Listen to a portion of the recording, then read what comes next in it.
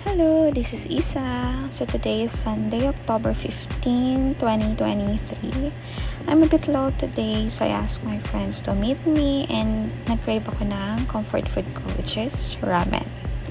Alright, so after that, we decided to go to Novotel. Sa Cubao po ito. So, ito yung connecting bridge from Farmers Plaza to Gateway. Ang ganda na niya, diba? Unlike before na literal na parang bridge lang siya. Ngayon, ang dami mo nang makikita. Ang dami ng restos. Oh, akala ko may daanan. Dami ng mga restos, mga shops. So, nandito na kami sa Novotel. Tara, pasok tayo. So, ang isa sa pinunta ko dito is gusto ko makita yung The Feast Novotel kasi nagsuserve yung friend ko dito. So, ayan siya. Ang aking Dora the Explorer na friend. Say hi. Okay. Nag-a-attend din ako ng The Feast Glorieta. So, gusto ko lang makita yung lugar nila dito. At ang ganda ng place nila dito. Malayo lang kasi to sa akin kaya hindi ako maka-attend ng mass dito and ng talk every Sunday. Ayan. So, sa mga nag-a-attend ng feast, pwede po kayong pumunta dito sa Novotel. So, nandito na tayo sa 6th floor. Nandito yung The 6th Manila. So, nandito yung poolside lounge nila.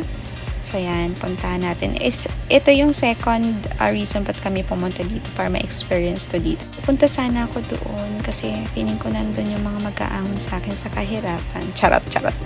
Okay, so ito yung glimpse ng mga beverages and foods nila. So, what I ordered dyan is, first is yung mango shake, then nag-house blend iced tea ako pagdating ng hapon, and pizza. Okay, so syempre, pag andyan ang mga friends, hindi mawala ang groovy. So, ito yung ceiling nila sa poolside. Mainit kasi hapon kami nagpunta around 2 p.m. So, sumilong lang kami, and ito yung kanilang pool area. So, I asked if pwede bang maligo yung walk-in like us. Hindi daw. Kasi kailangan, syempre, naka-check-in ka sa hotel for you to be able to utilize the pool. Pero dito sa lounge nila, pwede ang mga walk-ins. Lalo na sa gabi. Kasi nagsaserve din sila ng mga alcoholic beverages. So, may mga happy hours sila. Ayan. Next na sinilip ko yung parang garden area nila. Sa likod lang to nung pool. But I think ma-appreciate mo to at night kasi may nakita akong parang mga LED lights.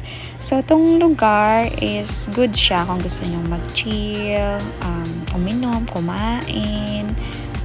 Actually, ngayon ko lang nalaman na mayroon The 6th Manila dito sa Novotel. So, hindi mo na kailangan lumabas ng Metro Manila. So, dito lang siya sa Quezon City, sa Cubao, malapit sa Gateway.